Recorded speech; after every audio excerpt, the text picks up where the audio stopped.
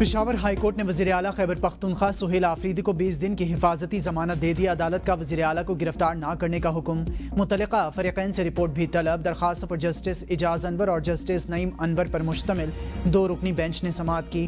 وزیر اعلیٰ کے وکیل نے کہا کہ سہیل آفریدی دوران سماعت پشاور ہائی کورٹ میں پیش ہوں گے۔ لیگل ٹیم کے مطابق سہیل آفریدی پشاور میں 1 اور اسلام آباد میں 6 مقدمات میں درج ہیں۔ سہیل آفریدی نے پہلے ہی بعض مقدمات میں پشاور ہائی کورٹ سے حفاظتی ضمانت لے رکھی ہے۔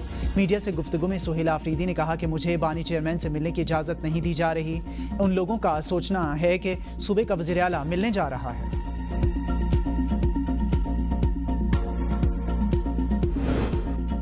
پنجاب حکومت کا انتہا پسندی میں ملوث جماعت پر پابندی کی سفارش کا فیصلہ۔ نفرت انگیزی، اشتعال انگیزی اور قانون شکنی میں ملوث افراد کو گرفتار کیا جائے گا۔ پولیس افسران کی شہادت اور املاک کی تباہی میں ملوث افراد پر دہشت گردی کے مقدمات چلیں گے۔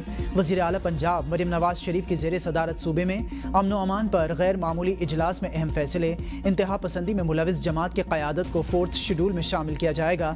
جائیدادیں اور اثاثے محکمہ اوقاف کے حوالے ہوں گے۔ پوسٹرز، بینرز اور اشتہارات پر مکمل پابندی عائد کی جائے گی۔ بینک اکاؤنٹس منجمد اور سوشل میڈیا اکاؤنٹس بند کر دیے جائیں گے۔ لاؤڈ سپیکر ایکٹ کی خلاف ورزی پر سخت کارروائی ہوگی۔ صوبائی حکومت کا افغان شہریوں کو ٹیکس نیٹ میں لانے کا فیصلہ۔ غیر قانونی مقیم غیر ملکیوں کے خلاف کامبنگ آپریشن بھی کیا جائے گا۔ غیر قانونی اسلحہ رکھنے پر 14 سال قید اور 20 لاکھ روپے تک جرمانہ عائد کرنے کی منظوری۔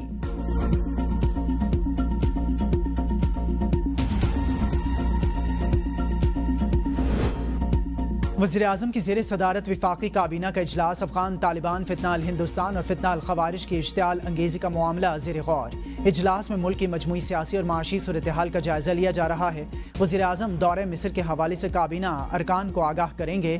قانون سازی سے متعلق کابینہ کمیٹی کے فیصلے بھی توثیق کے لیے پیش کیے جائیں گے۔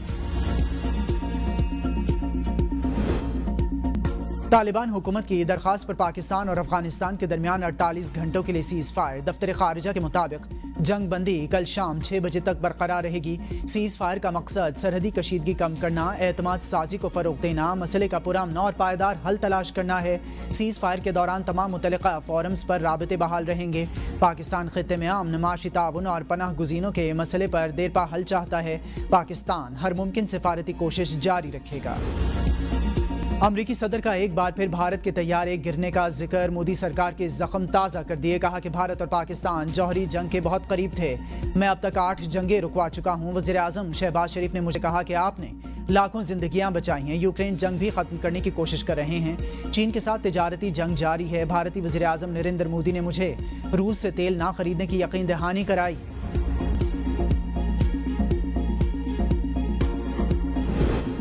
وزیر خزانہ محمد اورنگزیب کی واشنگٹن میں سعودی وزیر خزانہ سے ملاقات۔ پی آئی اے اور ہوائی اڈوں کی نجکاری پر پیش رفت سے آگاہ کیا۔ محمد اورنگزیب کا پاکستان میں انفراسٹرکچر منصوبوں کے لیے سعودی حمایت کی خواہش کا اظہار۔ IMF پروگرام کے اصلاحاتی ایجنڈے پر ثابت قدمی سے کاربند رہنے کا عزم دہرایا۔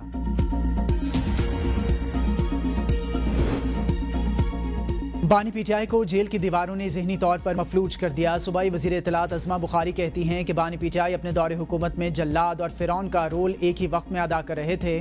ماضی میں جس انتشاری جماعت کو موصوف دہشت گرد اور شدت پسند قرار دیتے تھے، اب اسی جماعت کے لیے پارٹی کارکنوں کو احتجاج کی کال دے رہے ہیں۔ اب پاکستانی یہ سوچنے پر مجبور ہیں کیا انتشار پھیلانے کے لیے ان دونوں کا ایجنڈا ایک ہے۔ خیبر پختونخوا اس وقت بیڈ گورننس، کرپشن اور دہشت گردی کا مرکز بن چکا ہے۔ حکومتیں تبدیل کرنے کے علاوہ اس جماعت کے پاس کوئی چارہ نہیں۔ تحریک انصاف کی پالیسی ڈیلیور کرنا نہیں، انتشار پھیلانا ہے۔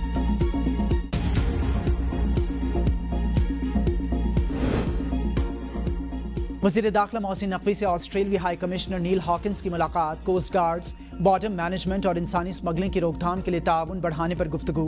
محسن نقوی نے کہا کہ غیر قانونی انسانی اسمگلنگ میں ملوث عناصر سے آہنی ہاتھوں سے نمٹا جا رہا ہے۔ غیر قانونی امیگریشن کی حوصلہ شکنی پر یقین رکھتے ہیں۔ ایسے افراد کو وطن واپسی پر سخت قانونی کارروائی کا سامنا کرنا پڑے گا۔